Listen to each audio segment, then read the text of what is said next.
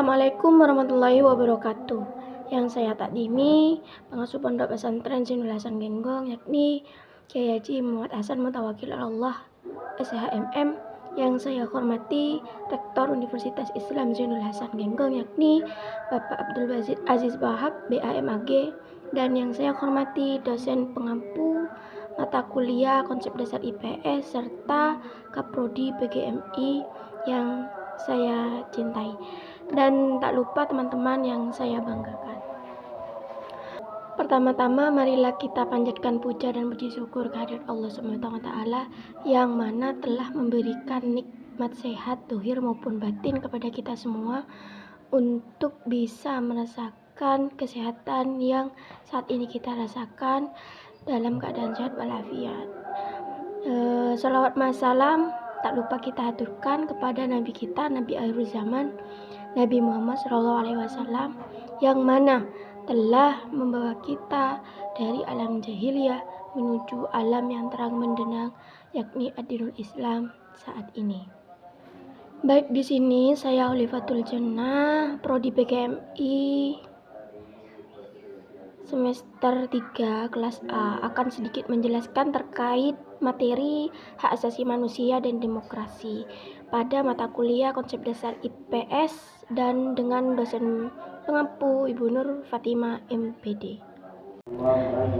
Hak asasi manusia sudah kita ketahui semua sebelumnya atau mungkin bahwa hak asasi manusia ini merupakan suatu hak-hak manusia yang melekat pada diri manusia yang sudah kita terima sejak dalam kandungan bahkan, dan itu harus dijaga, dihormati dan dihargai oleh semua masyarakat. Seperti itu, dan setiap individu memiliki hak-hak tersebut sejak dari lahir. Dan hak asasi manusia ini juga bersifat fundamental, jadi tidak memandang tahta, ras, suku, tidak memandang itu semua. Jadi hak asasi manusia ini sama, setiap individu itu memilikinya. Hak asasi manusia di sini sendiri merupakan pemberian anugerah dari Allah SWT kepada setiap makhluk-makhluknya. Jadi hak asasi manusia itu memang harus betul-betul dijaga dan dihormati oleh kita sebagai ciptaan Allah SWT. Sedangkan demokrasi ini di sini sendiri merupakan suatu wadah yang dimana warga atau seluruh masyarakat yang ada di dalam suatu negara itu harus berpartisipasi dalam berbagai hal seperti itu. Mungkin semisal contohnya di bidang politik, jadi harus ada warga-warga sipil atau warga-warga masyarakat yang menempati negara tersebut ikut berpartisipasi di bidang politik tersebut. Apakah hanya di bidang politik? Tentu tidak. Semua di ranah yang nantinya membentuk persatuan dan kesatuan negara Indonesia. Semisal saya ngambil di negara Indonesia, semua warga masyarakat harus ada yang berpartisipasi dalam berbagai bidang, tidak hanya di partai politik saja. Ada yang di bidang kebersihan, bisa seperti itu. Jadi itu yang dinamakan demokrasi. Jadi tidak semata-mata hanya orang tertentu saja yang bisa menempati bidang-bidang tersebut. Kita semua warga negara itu berhak berpartisipasi dalam berbagai bidang. Itu namanya demokrasi. Karena apa? Menjunjung nilai persatuan dan kesatuan negara Indonesia sendiri, seperti itu. Baik, di sini saya sudah membuat kata konsep mengenai hak asasi manusia dan demokrasi. Nah, di sini sudah saya jelaskan bahwa hak asasi manusia adalah hak-hak dasar yang dimiliki oleh setiap manusia sesuai dengan kiprahnya. Maksudnya kiprahnya ini sesuai dengan kehidupannya masing-masing setiap individu, seperti itu. Dan kemudian dipunyai sejak dalam kandungan. Jadi sejak dalam kandungan kita sudah mempunyai hak-hak. Jadi kita dilindungi secara zahir dan batin, kita sudah dilindungi meskipun itu masih dalam kandungan, seperti itu. Dan yang ketiga, bersifat universal. Jadi tidak memandang ras, suku, budaya, tidak. Ini bebas, universal. Jadi untuk umum, semuanya hak itu dimiliki setiap individu. Kemudian yang kedua adalah konsep demokrasi dan konstitusional. Yang pertama di sini adalah jadi bentuk demokrasi khususnya kita ambil di negara Indonesia itu dibatasi oleh hukum. Maksudnya di sini apa? Nah, apapun kebijakan-kebijakan yang nantinya akan kita inginkan itu harus menunggu persetujuan dari hukum itu sendiri dulu. Jadi kita tidak semena-mena melakukan, semisal contohnya saya mau jadi calon bupati semisal, tapi kita pendukungnya sedikit, semisal ya, malah lawan yang menang, namun sama kita itu intinya disogok lah, apalah gitu ya. Nah, itu tidak bisa. Karena apa? Karena kita harus menunggu kebijakan yang ditetapkan oleh hukum. Jadi tidak bisa semena-mena seperti itu.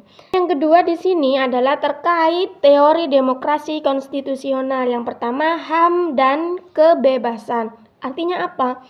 Perlindungan bagi setiap warga negara Indonesia khususnya. Dan yang kedua, pemisah kekuasaan. Contohnya ada bidang eksekutif, legislatif, dan yudikatif. Dan itu sudah mempunyai tanggung jawab masing-masing dalam menyejahterakan masyarakat dan dalam menyatukan persatuan dan kesatuan negara Indonesia itu sendiri. Dan yang ketiga, keterlibatan publik. Maksudnya di sini apa? Jadi masyarakat atau warga negara Indonesia itu berhak terlibat dalam hal-hal yang tujuannya untuk memerdekakan negara Indonesia, seperti itu. Yang terakhir adalah rule of law. Rule of law di sini artinya adalah hukum. Rule of law ini negara hukum, dan itu sudah dianut di dalam negara kita sendiri. Hukum merupakan penguasa tertinggi di negara Indonesia. Jadi ada perkara apa, ada masalah apa, entah atau menunggu kebijakan apa, itu harus menunggu keputusan hukum. Seperti itu konsep demokrasi konstitusional. Seperti itu mungkin konsep demokrasi konstitusional. Dan yang ketiga di sini adalah penegak hukum. Nah, penegak hukum di sini merupakan masyarakat atau warga yang harus meningkatkan melalui pendidikan hukum. Jadi kan hukum merupakan penguasa tertinggi di suatu negara Indonesia. Nah, dari hukum tersebut di dalamnya harus ada orang-orang yang ngerti mengenai hukum. Jadi tidak ada orang-orang yang semena-mena terhadap hukum. Nantinya jika ada orang yang semena-mena terhadap hukum, maka kebijakan-kebijakan yang dihasilkan itu akan setara juga, akan menghasilkan kebijakan yang semena-mena juga. Intinya menguntungkan diri sendiri, seperti itu. Jadi orang yang menempati penegak hukum ini harus betul-betul mempunyai dasar hukum yang memang paham tentang hukum itu sendiri, seperti itu. Jadi HAM, hak asasi manusia dan demokrasi ini merupakan satu kesatuan yang fundamental.